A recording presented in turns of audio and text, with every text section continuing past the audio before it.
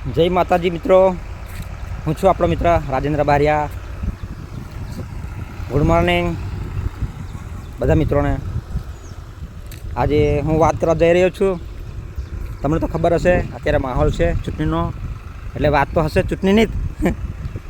પણ થોડાક વિચારો મારા પણ હું જણાવું, જો એક ગામના વિકાસ માટે અને એક પ્રગતિ માટે.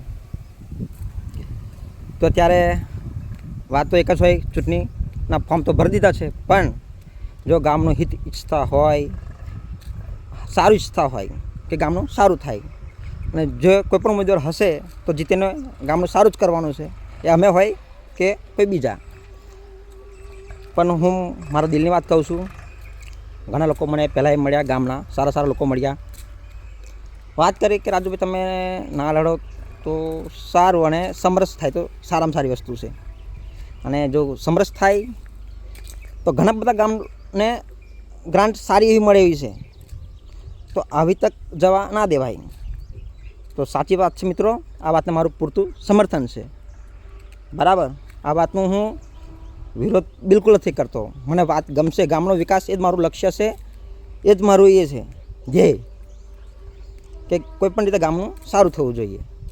પણ મારું દિલ એ જ કહે છે કે જો આપણે એક બે જણ ભેગા થઈ નિર્ણય લેશું તો ઘણું બધી ઇફેક્ટ મારી પર પણ પડશે, તમારી પર પણ પડશે.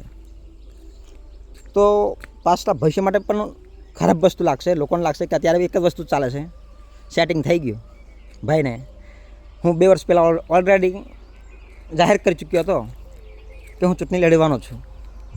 અને ચૂંટણી લડવાનું કારણ પણ આ જ છે કે આગળ મારી ઈચ્છા કોઈ હતી નહીં, અને મોડા હું છેલ્લે ફોર્મ ભર્યું.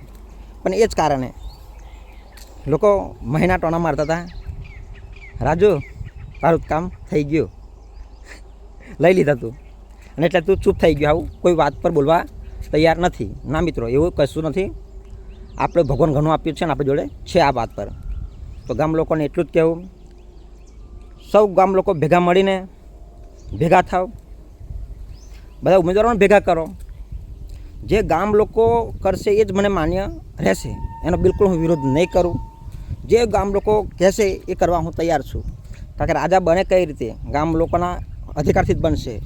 તો આપણું સ્વીકાર પણ જે ગામ લોકો કરશે એ જ હશે. એનો હું પક્ષપાત વગર, વિરોધ વગર શિરોમાન્ય ગણીશ, જે મને ગમશે એ. એટલે ગામ લોકો ભેગા મળીને એકવાર વિચાર કરીએ, અને ચાલો સાથે મળીને આવો તકને લાભ ના જવા દઈએ. એ ચાલો કોઈ બીજા ભાઈ બને કે હું બનું, કે જે ગામ લોકો નક્કી કરે એ બને, એનો બિલકુલ વિરોધ હોય નહીં.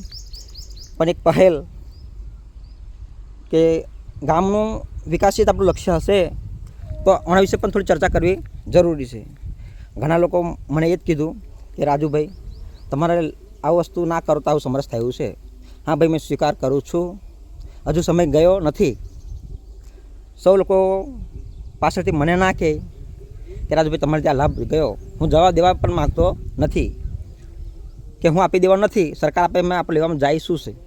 તો એના માટે અચૂક તમારો વિચાર દર્શાવજો, જણાવજો, કોમેન્ટ કરજો, શેર કરજો, અને તમારો અભિપ્રાય મને અવશ્ય આપજો. કારણ કે હું મારા ચરિત્ર પર દાગ લગાડવા માંગતો નથી. ગામ લોકો કરશે એ મને માન્ય રહેશે, અને હું એનો સ્વીકાર કરીશ હસતા મુખે. કારણ કે ગામમાં વાદ વિવાદ થાય એવું વાતાવરણ હું પેદા કરવા માંગતો નથી. હું યુવાન છું, જાગૃત નાગરિક છું, એટલે લડવાનું લક્ષ્ય રાખું છું, અને હસ્તે મોડે જીત કે હાર પતાવવાની તાકાત પણ રાખું છું. ઘણા લોકો કહેશે અમે બધી બહુ મોટી પાર્ટી ટીમ છે અને તું શું કરીશ? ના ભાઈ, હું અલગ માણસ છું. તમે માન લો કે હું ક્રાંતિકારી માણસ છું. શહીદ ભગતસિંહ એ બધાનો હું ફેન છું. એ લોકો દેશ માટે મળ્યા, આપણે ગામ માટે થોડુંક કરવું છે. દેશ માટે તો આવું થશે, આગળની નવી વસ્તુ છે, પણ ગામ માટે પણ આપણે કંઈક કરવું છે, અવાજ કરવો છે. ગામ માટે શું સારું કરીએ એના માટે ચર્ચા કરવી છે, કે ના વાદ વિવાદ માટે. સારું કરશે એમાં કોઈ પણ પક્ષ છે, આપણો સપોર્ટ ટેકો ફૂલ રહેશે. અને ખોટો છે તો રાજુભાઈનો અવાજ પણ હશે, એને કોઈ દબાવી ના શકે. તો વાદ વિવાદ વધારે ના વિકરે, ગામની પરિસ્થિતિ વધારે ના બગડે, એના માટે મારા સરપંચ શ્રી સાહેબને વિનંતી કરું છું, ગામ લોકોને વિનંતી કરું છું કે તમે આ બાબત મેં ગામનો વિકાસ ઈચ્છતા હોય, મારું જેવું સપનું તમારું પણ હોય ગામ લોકોને સારું કરવાનું, તો તમે પૂરું ગામ ભેગું કરો. ઉદયપુર જિલ્લાની ટીમને બોલાવી શકો છો, બોલી તાલુકાની ટીમને બોલાવી શકો છો, અને જે અહીંના આપણે બોડેલી તાલુકા ઉદયપુર જિલ્લાની ટીમ, બીજેપી ટીમ, કોઈ પણ રાજકીય ટીમ આના વિશે ચર્ચા કરી શકે છે અને અમે અવશ્ય રસ લઈ. હું એમ નહીં કહેતો કે મહેજ બનાવો, એવું લક્ષ્ય આપણું નથી. ગામ લોકો કહેશે એ જ મને માની રહેશે. પણ તમારું શું કહેવું અચૂક જણાવજો. પાછળથી કહે નહીં કે આ લાભ જતો રહ્યો. બરાબર. જય માતાજી, વંદે માતરમ, ભારત માતા કી જય.